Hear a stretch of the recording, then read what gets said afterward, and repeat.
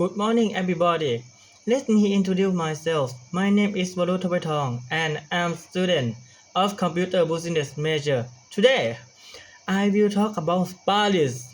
This section has 5 sections: famous landmark, Parisian cuisine, shopping spot, local transportation, and culture. I will talk for my 5 minutes. Please hold your question until the end. First, let's begin.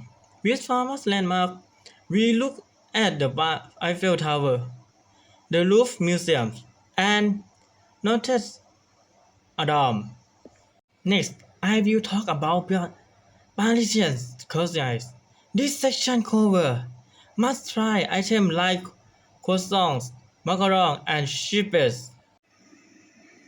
Then, let's move on to shopping spot. I will talk about the pharmacy, Elysis, and department store. I Galeries Lafayette there. After that, I will focus on local transportation. We look at the metro system, IER train, and the use bicycle or web. Finally, I will conclude with this is famous people. In Paris, there is Lily Rose, Kylian Mbappe, Emma Watson. Thank you for attention. Do you have any questions? Thank you.